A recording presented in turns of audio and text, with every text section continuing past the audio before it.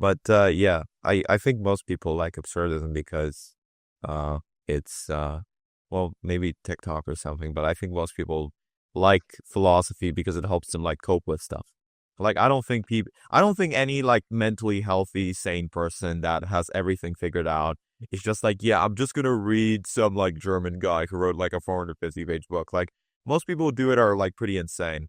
But I feel like the main reason why it's still a thing is because it helps people cope with stuff. That's just, I feel like psychology is just applied philosophy at this point. Yeah. Yeah. So that's interesting. I could always get into that. Absurdism is literally just the entire thing can be defined as trying to make sense out of like a meaningless world, which is all that we do every single day.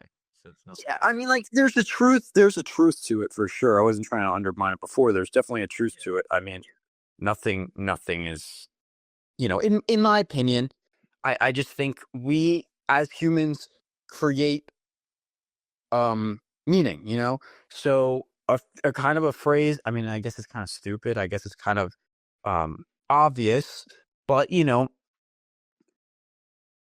life doesn't come to you, you come to life. You know what I mean? You have to make something of what you're given. You have to if you're going to go outside, and just be like everything sucks, then everything is going to suck.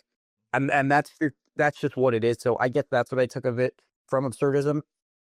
I mean, I'm not on here to talk crazy philosophy because we're going to get nowhere. I mean, I'm literally talking about the most basic things.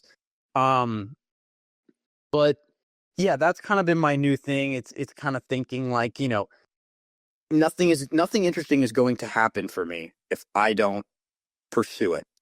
So, Right. No, that's really good.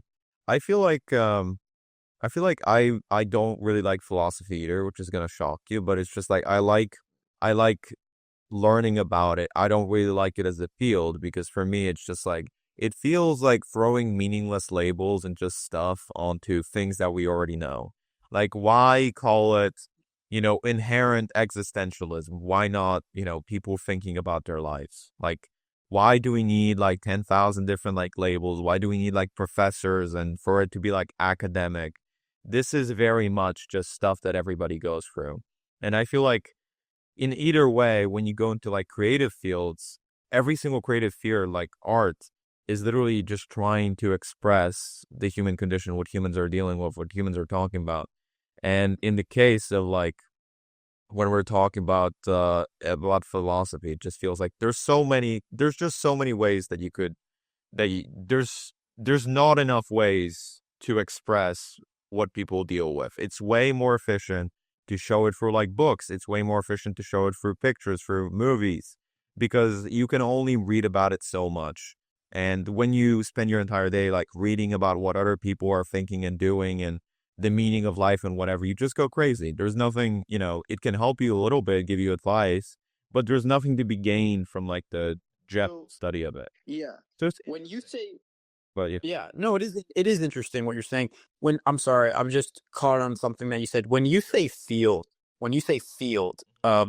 psychology, what do you mean by that? Are there jobs that you can attain? I'm just The confused. only job that you can really attain in psychology is pretty much teaching psychology, which is why I always joke that it's like an MLM scheme. It's like those moms that sell like flora fauna, and they're just like, "Oh, I'm an independent business owner. I sell these, but I also buy them." It's just like, no, you're getting scammed. It's the same thing with philosophy. You learn it so that you can later teach it. There's people who have published like academic paperwork on it. Say to publish like Yeah. books and papers and stuff, and they're just like, well, I actually think this the 18th century German guy was like trying to make a comment about like AI, and they write 300 pages on why they think that is. But at the end of the day, there's too much stuff, and there's not enough people to read it or Yeah. understand. I would I would like to say a crazy statement that I'm sure other people that have come onto this podcast before would absolutely hate me right now if I say this. Okay. Yeah. Just hearing you talk about philosophy, and I know you're a man of religion, Yeah. is it crazy to say that philosophies are failed religions? That is. That is a crazy insightful statement. Yeah, it is fair to say they are They are just full religions. small religions that never got picked up by people. Their ways. What is the difference between um Christianity or a philosophy, right? They're both kind of ways to interpret the world and live your life for the better, right? Yeah. I mean, like, and as someone who's not particularly, I mean, I would be closer to religion than philosophy. So for someone who's not, their life is not banking on either or, it's just almost when you talk about it, philosophy, as someone who has never really dabbled in it, it's very confusing to me to see how it's even different than religion because it's someone writing in a book telling you the best way to go about thinking and living. Yes. And that's what the Bible is, Yeah. in my opinion. Yeah. So No, it's secular religion. It's irreligious religion. Yeah. and you have these people that, you know, you're not the writer of the Bible though.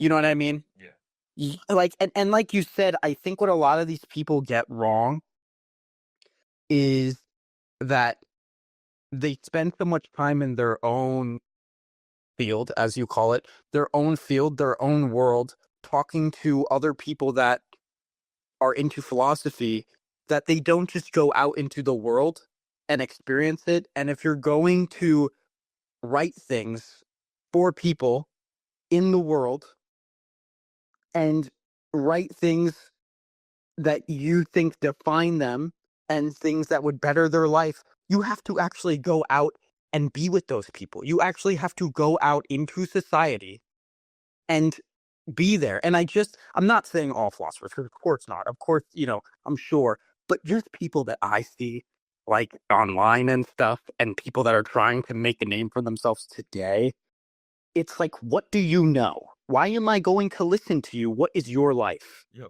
What have you lived?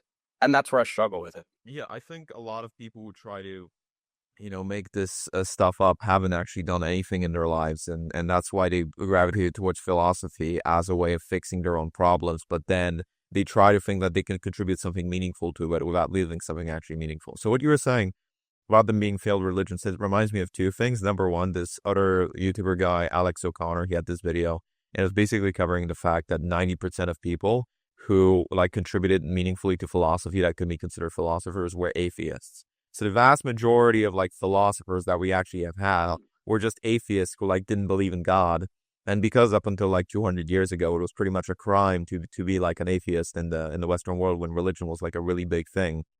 Uh, they were just trying to like figure out the best way to live without, believing in God. So that's the vast majority of where we got philosophy from. But also there's this one very, very good example that I think of. There's this English guy, we talked about it on the third ever podcast. There's this English guy named Aleister Crowley, and he tried founding a religion named Telema, but then that religion failed. Like it failed to pick up traction, it failed to pick up followers.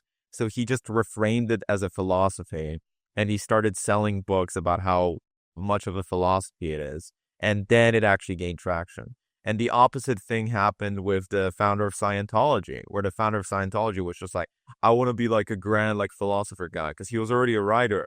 And he wrote like books on how best to live your life called like Dianetics or whatever. And those books failed to pick up traction. So then he's just like, I'm bored with this. I'm going to start a cult. And he started a cult. He got like homeless people involved in the cult. They started running errands for him, getting, their friends in and whatever. And then finally he was able to make a profit off of it just by like, getting people in on it, sort of persuading them to join his new religion. So it depends on what environment you have, depends on where you are. It's it's just changing, like slapping a different label on it, philosophy or religion, whatever is most palatable and, consumable to people. So yeah, I agree with that. That's very insightful. Right. Like if you listen to this podcast True. every day, you have to go out, hunt, find a scorpion, take it, bite off the middle part, the head from the tail, take the tail, stick it into your neck, and then bang your head on a table 5 times. That's Like true. that, and that's just the thing people do. That's a thing people. So, And we're gonna write a book based on why that is the best thing to do. Yes. Right. And everyone should listen to us and what we have to say, and nothing else is wrong. And if they think it's wrong, then they're going to hell. Yeah. So, um,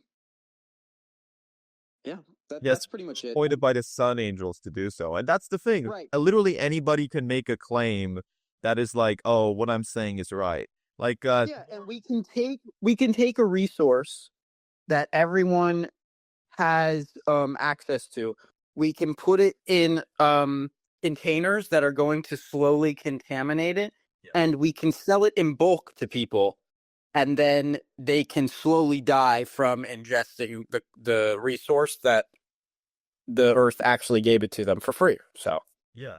So right. the thing, the Mormons are gonna get upset at me for this, and I like your thing about recycling things that we already have. The Mormons are gonna get upset, but the founder of their church is a guy named John. I think what is it? Is his name John Smith? Mormon church founder. I'm so sorry. I usually remember Joseph Smith. I knew it was like a really generic name. So Joseph Smith, he like came down from this mountain in Utah, and he said that he got a bunch of like new tablets from the Christian God, and that everybody should read it and follow his church. And they kicked him out of the village because they're like, you're like a dirty heretic, you're spreading false information. And then he transcribed those tablets. He got a guy to transcribe those tablets, and the guy's wife is just like, hey, the only way you can verify if these tablets are true is if you take them away and then ask him to tell you the entire story again. If he tells you the story again exactly how he said it, then the tablets are true because he actually knows this for sure. But if he tells it a different way, then that means that he made it up. So the guy hides the tablets, and he goes back to Joseph Smith and he says, hey, I'm sorry, I lost the tablets. I can't transcribe them. Can you tell me again, what was on the tablets? And Joseph Smith tells him a completely different story. And then he's like, wait, what do you mean? Like, I actually still have the tablets. Why'd you tell me a completely different story? Why are you lying to me? And Joseph Smith is just like, oh, I'm sorry, I forgot to tell you. I got another revelation from God. So there's two separate ones.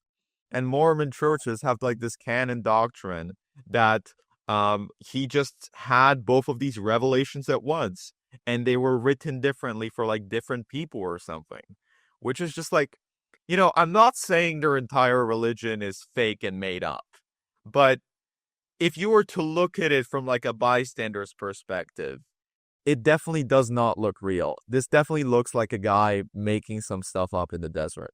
Well, I think every religion is real, and therefore I think that's why every religion has holes, because like I just said, they're all real. Because I can create a religion right now. I can write a bunch of things in a 1,000-page book. I can be like, this is my religion, and therefore it's real. I mean, because like, if you believe in something, then it's your religion, and therefore that is your real religion. I mean, obviously, like, if I say that the sky is red or the sky is purple, I mean, sure, that's not true. But if I write it in a book and everybody believes Then it's true. the book, then it's in it. I mean, in a sense, then it's true. I mean, because it's it's something that gives people something to believe in. So therefore, it is a real religion because people believe in it. Not that the sky is actually red. And I think that there's something so great about religion because it's having people believe in something so much that it honestly betters their life because they're going to do this, this, and this to not have their life end up like this certain way or whatever. I think that's good for people that are looking for things like that.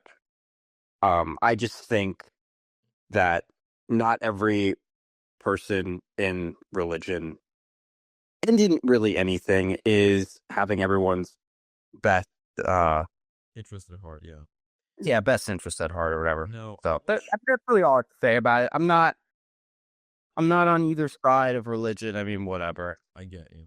No, for me personally, I wish I was like more religious earlier because I'm a very edgy guy. I'm a very, I'm not a Yeah. Not I don't wake. Jacob was not born religious. I was definitely not born into religion. I was born into atheism, but literally, I'm not the type of guy who Which like. therefore is a religion. Yes, exactly. But I'm not like a golden retriever boy who's like super good all of the time. I don't think there's a lot of those people around, although I know some people are close. Um, so I wish I had some sort of foundation to start off earlier with, because even nowadays, because I'm a person that became semi-religious later in life, like I see holes where this morality is not something that's like part of me. I still think like, oh, I don't need to do this stuff because I wasn't raised doing it. And you just live the rest of your life in a large part how you were raised. It begins to affect you later in life. So for me, it's just like sometimes I slip up a lot more than an average person who was like raised Christian would. Some people just stop believing at all, and that's true, but it still influences them. I don't have that influence, so for me, it's like it's challenging, is I guess what I'm trying to say. But Okay. you were talking about, how it has an influence on people and how if they believe in it, then that's good. If the lessons of it are good, if it's just like, hey, maybe don't like kill people. Like, yeah, religion is a very good influence on the world.